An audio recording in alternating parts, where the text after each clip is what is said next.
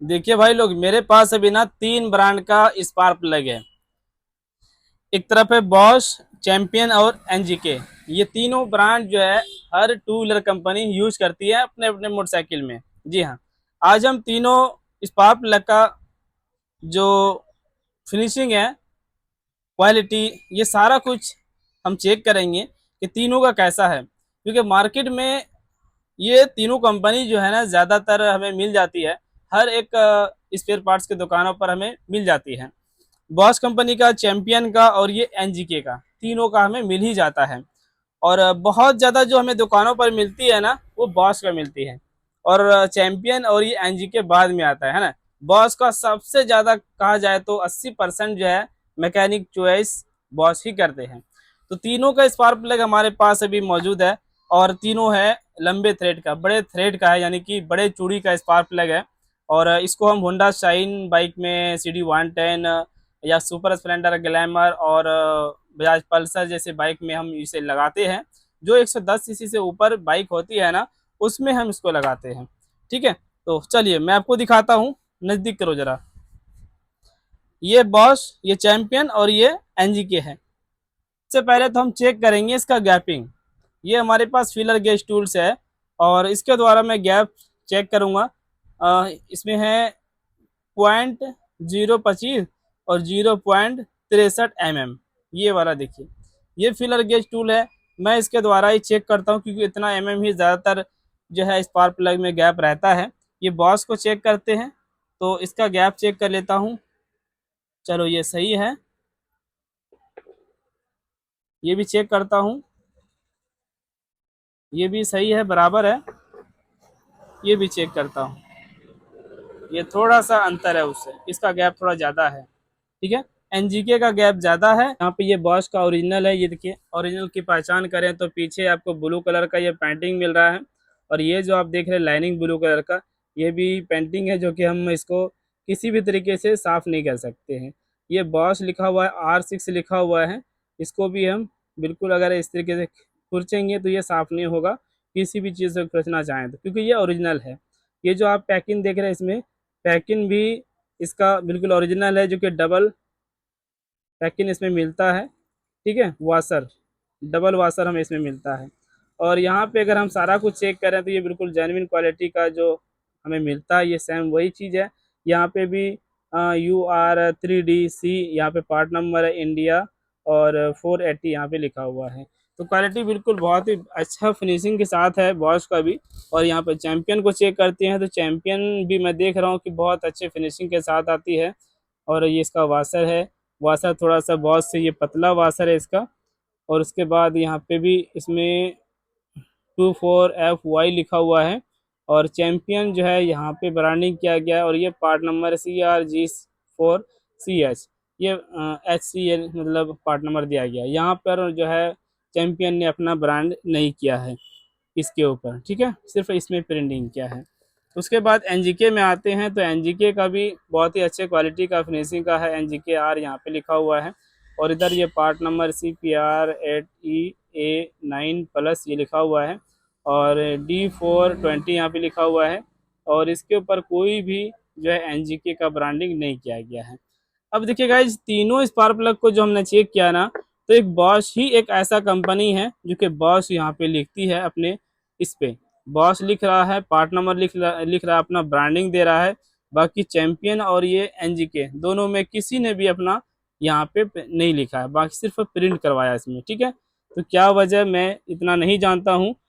और उसके बाद अगर हम इसकी लंबाई की बात करें तो मैं तीनों की लंबाई चेक करता हूँ। तीनों में हमें और क्या क्या चीज़ें अंतर देखने को मिल रहा है, ये देखिए। तो यहाँ पर जो मैं चेक कर रहा हूँ ना, तो तीनों में अगर हम लंबाई देखें,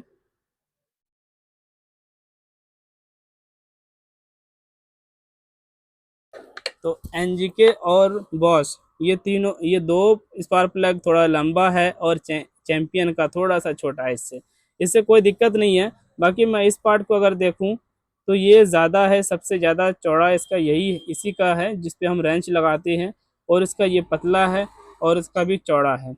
और इसकी लंबाई की बात करें ये बीच वाले पार्ट की, तो ये छोटा है, ये बड़ा है।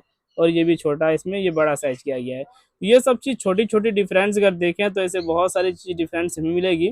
तो तीनों में जो है तीनों ओरिजिनल ही है। ठीक है, बात करते हैं इसके एमआरपी की। तो एमआरपी हमें कितना मिल रहा है, जैसे बॉस को अगर चेक करते हैं तो ये 112 रुपये का इसका एमआरपी है।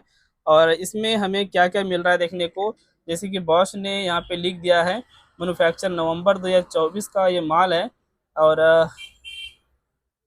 और क्या क्या लिखता है मैं आपको दिखा दूँ। यहाँ पे अपना जो है QR कोड का ब्रांडिंग है।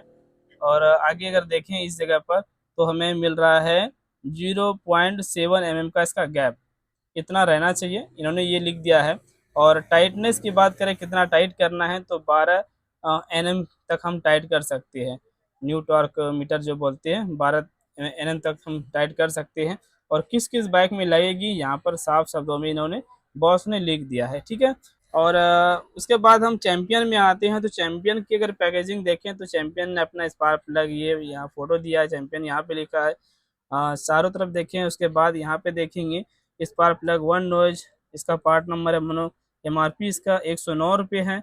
और मैन्युफैक्चर 10/2024 का है।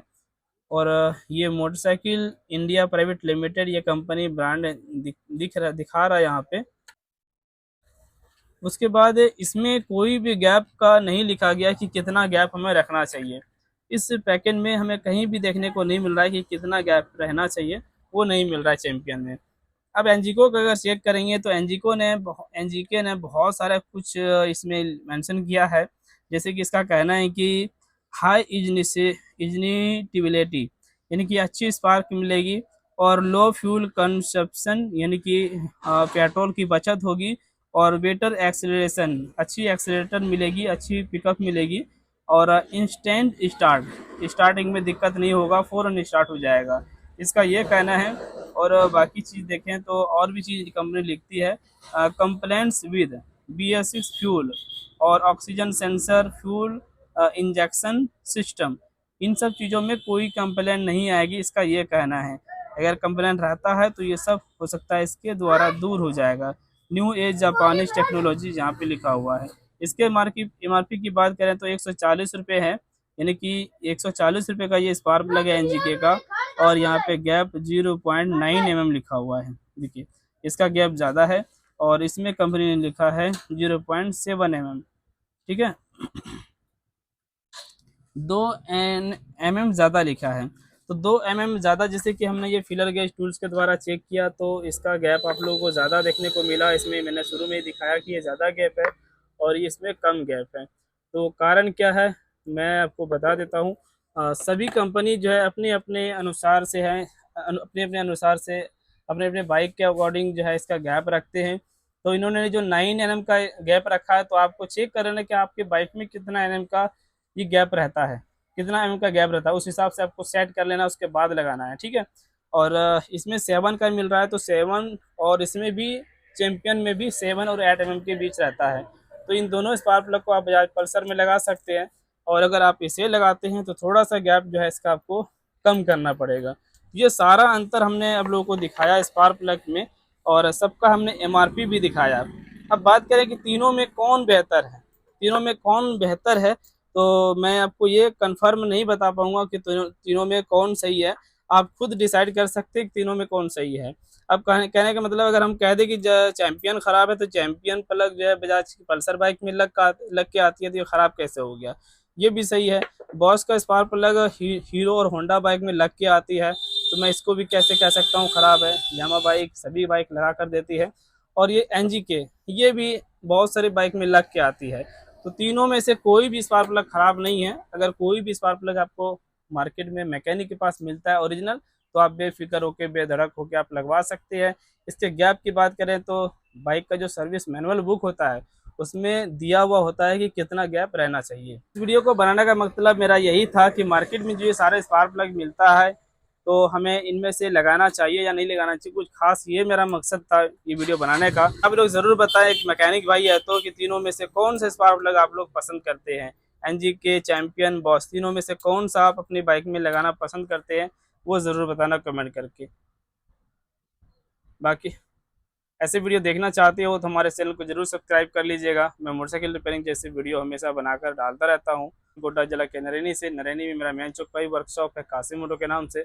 आप लोग अगर मेरे पास आना चाहते हैं तो गूगल पे लोकेशन मिलेगा, गूगल मैप में कासिम ऑटो को सर्च करेंगे तो हमारे वर्कशॉप का लोकेशन आपको मिल जाएगा। Thank you.